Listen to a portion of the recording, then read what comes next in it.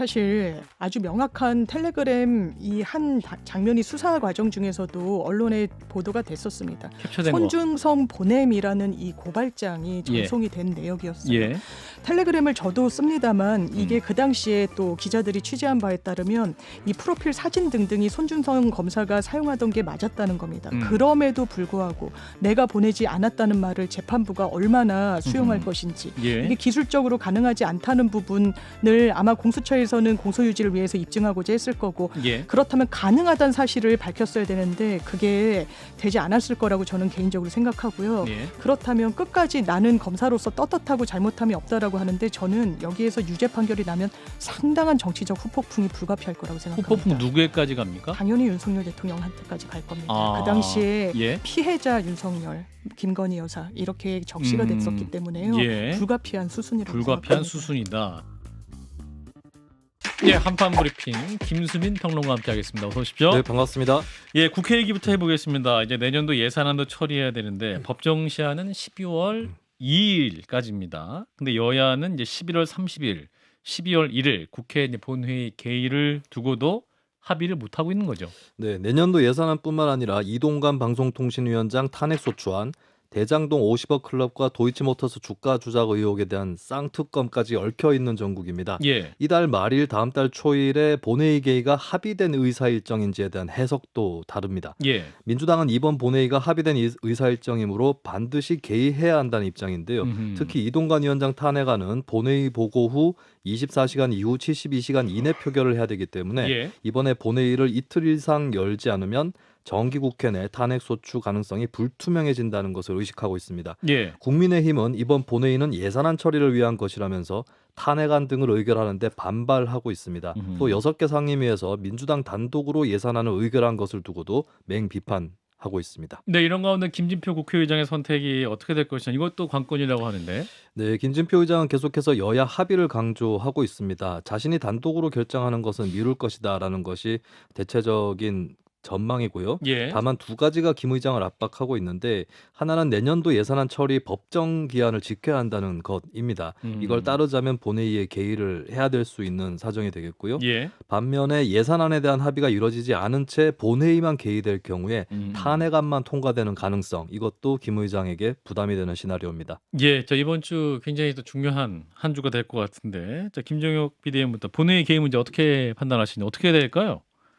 아니 지금 이게 논쟁이 되는 건 결국 이동관 그 방통위원장에 대한 탄핵을 밀어붙일 것이냐 말 것이냐 이것 때문이잖아요. 예. 근데 사실 저는 뭐 여당 입장에서 그런지 이동관 그 방통위원장을 탄핵을 할 사유가 해당하는지를 잘 모르겠어요.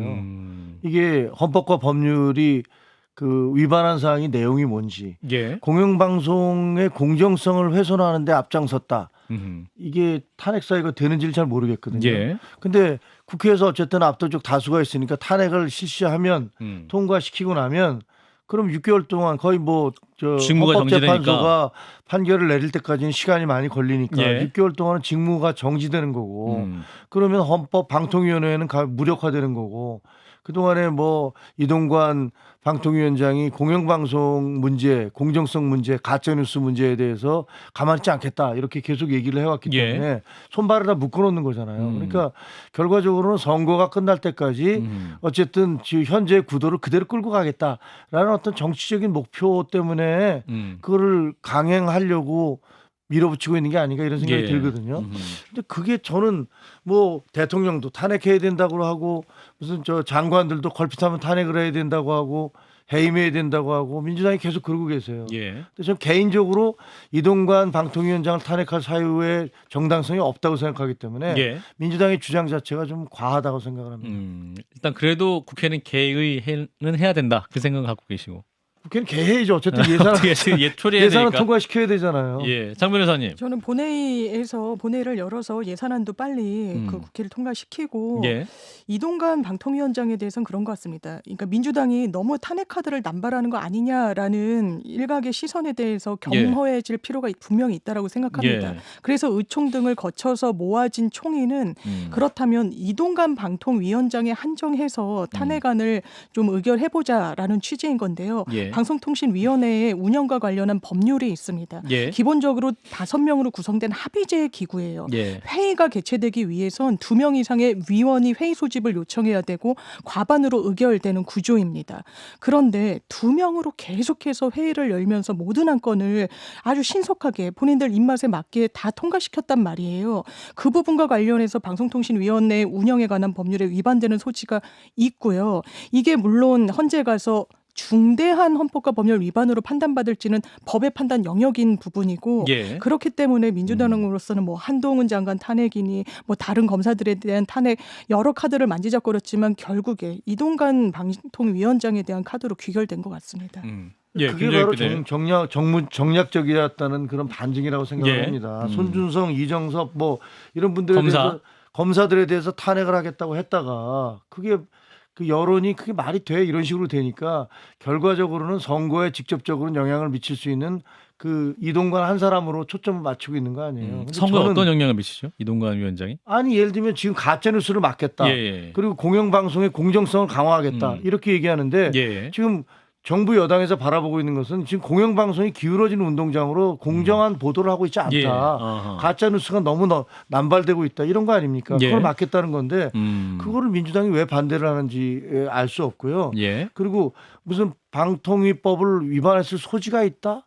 아니 그렇게 불투명한 것을 위반입니다. 그럼 정확하게 정정하겠습니다. 위반입니다. 위반. 아, 글쎄요. 그거는 해석의 차이가 너무나 많기 때문에 예. 그런 걸 가지고 예를 들면서 누군가를 탄핵하겠다고 얘기를 하면 그거는 이 대한민국에서 그 공직자 중에서 버텨낼 사람이 몇 명이나 있을지 잘 모르겠습니다. 예, 장 변호사님 발언하실까요? 예, 일단 방통위원회법에 위원 2명 이상의 회의 소집이 있어야 되는데요. 일단 위원 2명이 되는 요건도 아니었고요. 민주당 최민희 전 의원에 대해서 어쨌든 민주당의 인사로 왜냐하면 이 5명도요 여야 합의제 추천이 기구다 있죠, 보니까 그죠? 여야 예. 추천 몫이 있어서 예. 본회의를 통과하고 하면은 의례적으로 그건 받아들이는 게 지금까지의 통상적인 관례였습니다. 예. 그렇지 않았죠. 여러 가지 이유를 대면서 대통령 임명을 미루면서 제가 안 사실상 했죠? 예, 그래서 여권 인사들로만 여러 신속 처리를 하는 부분들 이 부분 위법 소지. 그게 이동관 위법입니다. 예. 방통위원장의 잘못입니까? 아니면 대통령이 결재를 안 해서 그런 겁니까? 둘 다의 잘못이라고 저는 생각합니다. 예, 그런 의미에서 민주당은 이제 탄핵안을 추진하겠다라는 건데, 이제 김수민 평론 어떻게 보세요? 여야 간의 대치 이번 주 굉장히 중요한 국면인데 어떻게 될까요?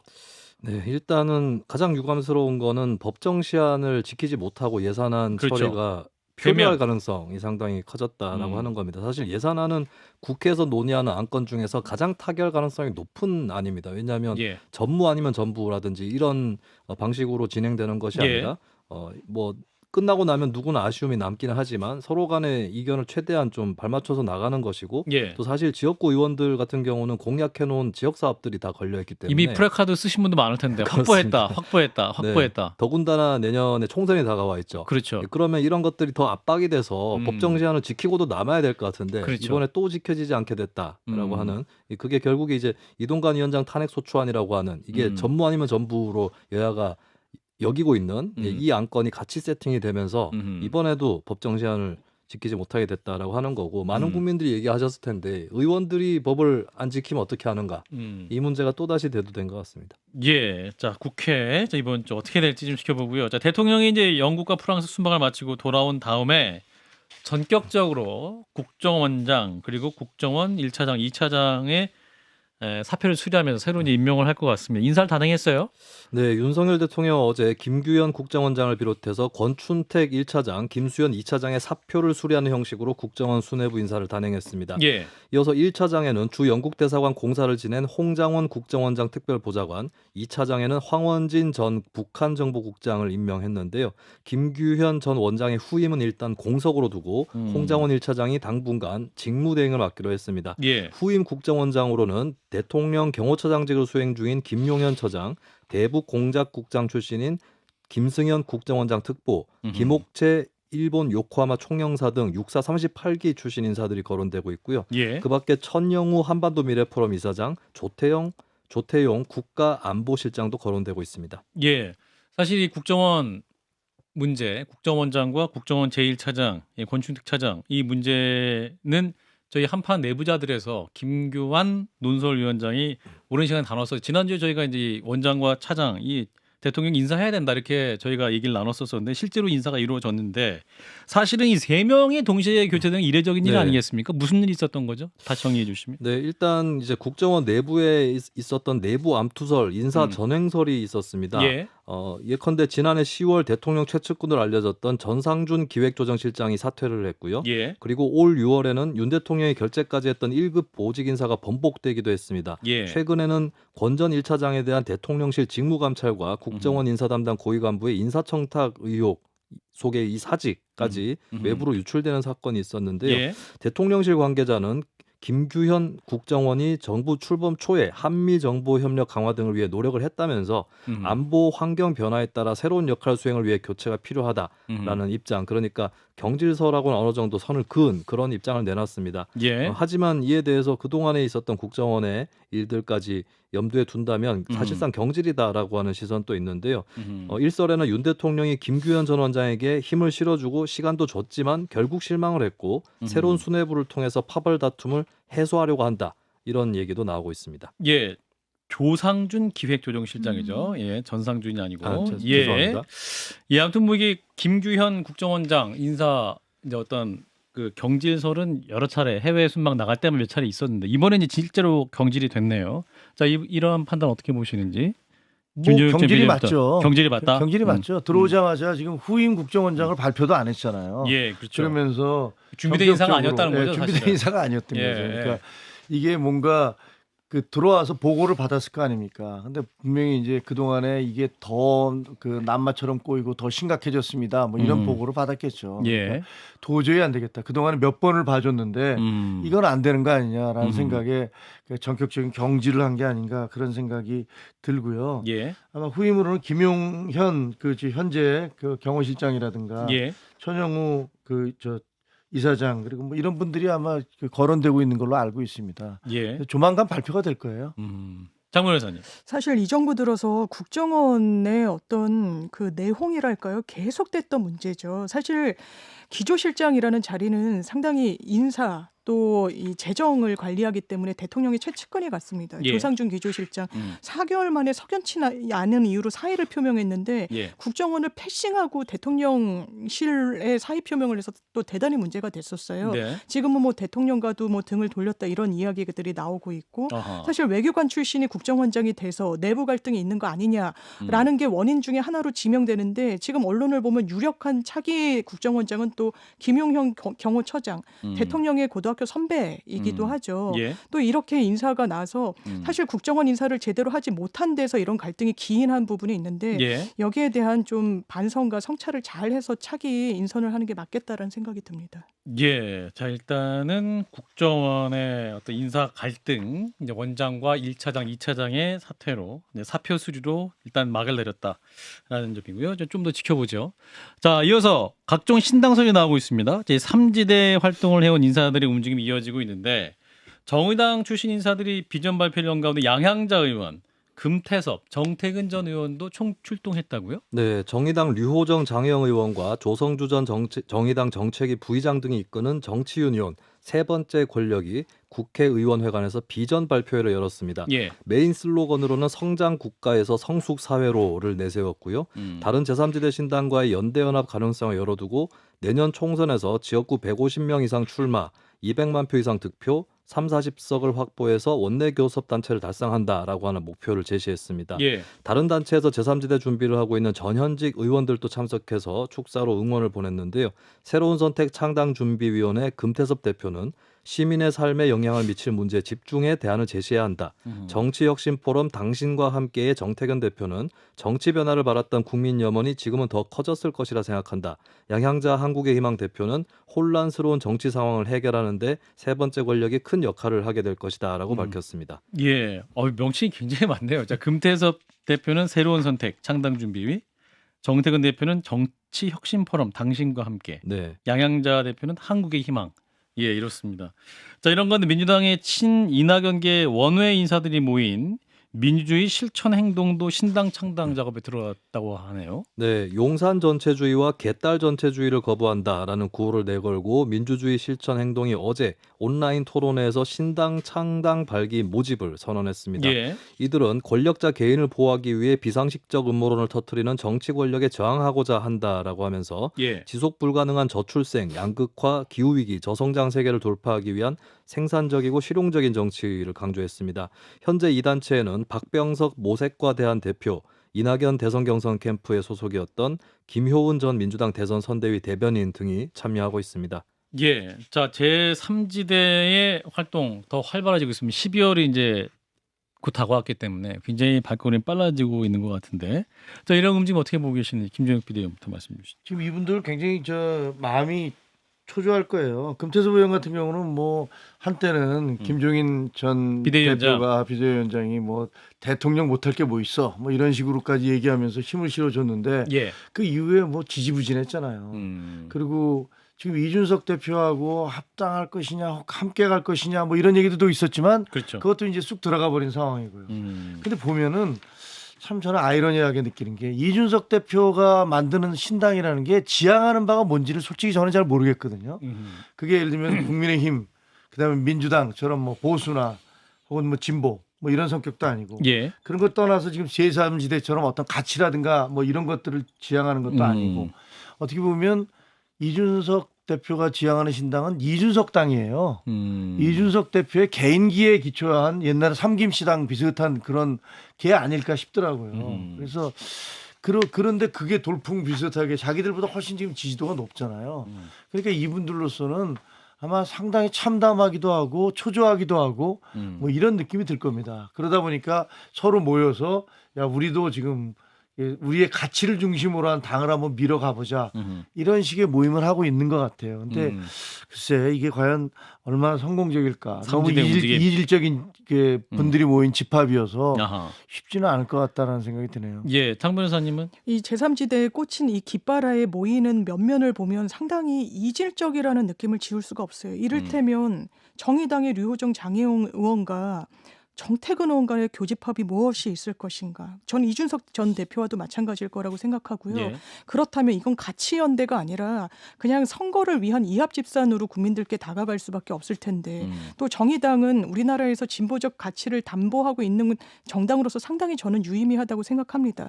그런데 청년 정치인들이 정의당의 어떤 존속성에 대해서 의문을 품으면서 제3지대 이야기를 하는 부분, 정의당에 오래 몸담으셨던 분이 상당히 당에 오래 있었던 사람으로서 열패감을 느낀다는 취지로 이야기를 하시던데 예. 이게 과연 건강한 방향이 맞는 건지 아까 말씀 주신 것처럼 이게 어떤 가치를 지향하는지 보이지 않거든요. 예. 그냥 선거를 앞두고 이합집산하는 모양새와 그 분주함은 보이지만 그런 점에서 안타깝고 아쉽다고 생각합니다. 예, 또 이런 가운데 민주당 친 이낙연계 원외 인사들의 모임이죠. 민주주의 실천 행동.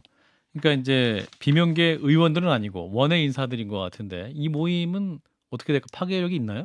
파괴력이 사실 대선 국면에도 예. 이를테면 이낙연 전 대표를 지지하는 몇몇 당원들이 나는 이재명에 대한 지지는 철회하고 오히려 이제 윤석열 후보 당시 후보를 그런 분들이 지지하겠다. 있었죠. 예. 그렇지만 그 균열이 엄청나게 큰 목소리를 당내 냈다거나 큰 파장을 가져오지는 않았기 때문에 예. 아마 그 정도 선에서 총선에서도 역할이 국한되지 않을까 싶습니다. 네, 김정일 비대위원은 그 민주주의 실천행동의 주장은 그 원칙과 공정이라는 비명계가 외쳤던 거하고 별로 다를 게 없는 것 같아요. 원칙과 상식. 원칙과 상식. 예. 예. 원칙과 상식이라는 그분들 비명계 위원들이 모여서 한 얘기하고 다를 것 같지 않아서 예. 결과적으로는 이게 서로 다른 곳에서 뭐 움직이고 있지만 하나로 합쳐질 가능성이 매우 크다. 어허. 이렇게 생각이 듭니다. 그래서 글쎄 이분들이 탈당까지 할지의 여부는 잘 모르겠어요. 아하. 아직까지 뭐 좀 지켜보자는 그런 것 같은데 결과적으로는 이재명의 민주당 그 현재 분위기가 바뀌지 않는다면 예.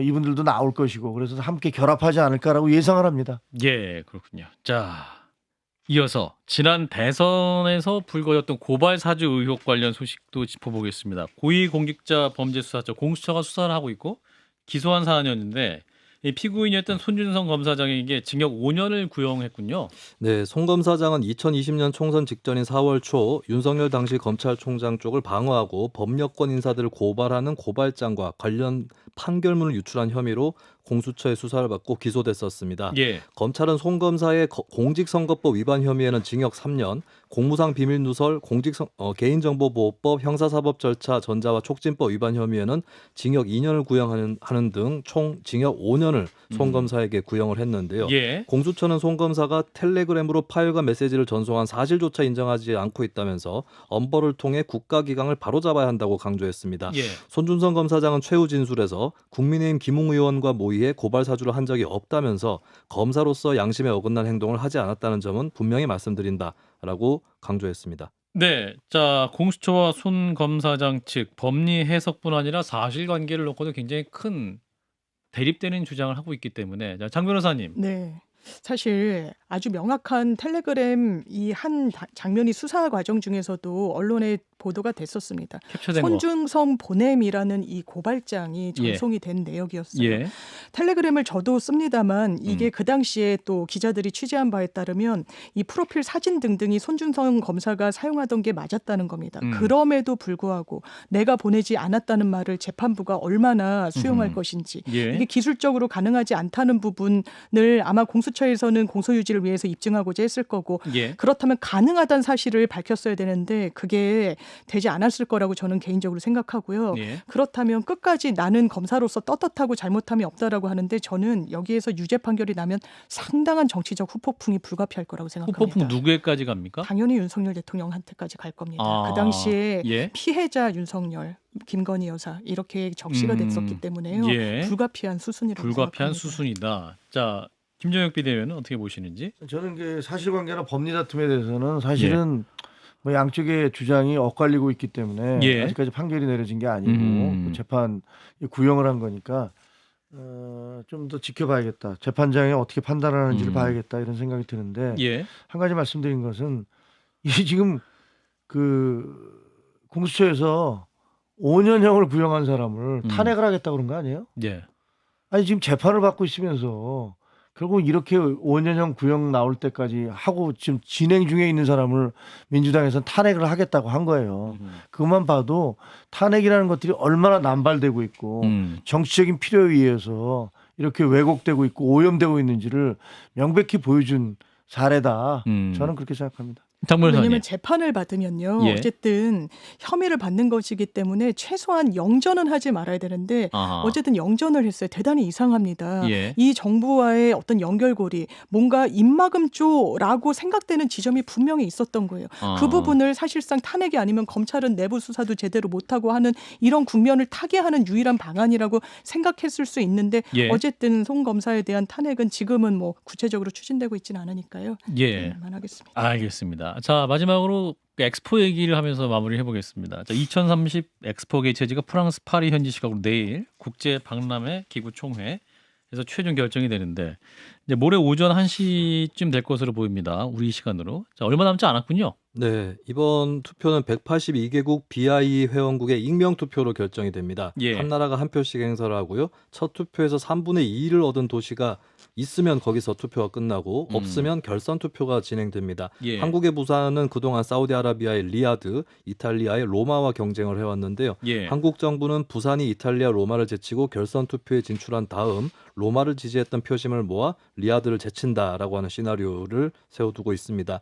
한편 사우디는 중동 및 아프리카 국가들의 몰표를 굳혀서 한국을 따돌린다라는 전략을 갖고 있는데 예. 막판 일본의 선택이 어느 정도의 변수가 될지 관심이 쏠리고 있습니다. 아하. 요미우리 신문 등 일본 언론들은 일본 정부가 윤석열 정부의 한일 관계 개선 노력을 높이 평가해서 사우디 지지에서 한국 지지로 돌아섰다는 내용의 보도를 내놨습니다.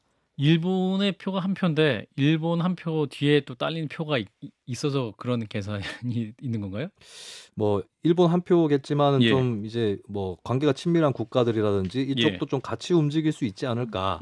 뭐 설령 일본이 적극적으로 직접적으로 설득 작업을 하지 않는다고 해도 영향력이 그래도 있기를 바라는 게 또 한국 정부의 마음인 것 같습니다. 그렇군요. 자, 아무튼 그 대통령이 굉장히 열심히 그 각 나라 정상들을 만나고 또 영어 연설도 하면서 노력을 많이 한 행사입니다. 부산 엑스포 유치 성공 혹은 실패에 따라서 또 이게 후폭풍도 예상이 되는데 자, 김종욱 비대위원부터. 대통령이 매우 열심히 하셨죠. 그러니까 최선을 다해서 했던 거고. 근데 뭐 거기에 대해서 뭐 돈 쓰고 해외 놀러 다닌다는 식으로 그 경비를 너무 많이 쓴다. 뭐 이런 비판까지 이제 민주당에서 있었던 걸로 하는데 사실 이게 이루어지면 저는 1988년도에 올림픽을 경험을 했었는데 그 올림픽 이전과 올림픽 이후의 대한민국은 완전히 달라진 나라였거든요. 예. 근데 그 이전에도 뭐 운동권이나 이런 쪽에서는 올림픽 하면 우리는 뭐 외채 때문에 망하게 된다 뭐 이런 주장을 저 대학 다닐 때 했었는데 예. 나중에 이게 전혀 사실이 아닌 걸로 밝혀졌고 그것을 계기로 해서 대한민국은 도약을 하게 됐습니다. 부산 엑스포 유치 꼭 성공했으면 좋겠어요. 했으면 좋겠는데 그렇죠. 그리고 뭐 가서 안 된다 하더라도 대통령이 최선을 다해서 열심히 뛰었다는 사실 자체는 뭐 변하지 않을 거라고 생각을 합니다. 예. 뭐 일본 같은 경우는 대만이나 동남아 국가들 가보시면 알겠지만 뭐 일본의 영향력이 꽤 많더라고요. 그래서 일본이 이렇게 우리 쪽 지지로 돌아선 것. 그럼 사우디에게는 상당한 지지하던 사람이 뺏겼기 때문에 상당한 타격을 입을 거 아니겠습니까? 예. 그래서 어떤 주변 국가들을 잘 끌어안아서 결선 투표까지 가고 결선 투표에서 꼭 역전극을 좀 이루어내기를 기대해 봅니다. 네, 장 변호사님. 네, 엑스포 유치 전에 우리나라가 후발 주자였음에도 불구하고 지금 바짝 따라붙었다 이야기가 나오고 있죠. 사우디가 정말 물량 공세를 했지만 예. 대통령이 이제 외교 무대에서 만전을 기했기 때문에 저 또한 대한민국 국익을 위해서 또 부산의 더 큰 발전을 위해서 엑스포 유치 꼭 됐으면 좋겠습니다. 네, 국민들이 다 같은 마음으로 엑스포, 부산 엑스포 꼭 유치됐으면 바란다라는 말씀 주셨습니다. 자, 오늘 한판 브리핑 김수민 평론가와 함께했습니다. 고맙습니다. 네, 감사합니다. 좋아요, 구독. 알림 설정.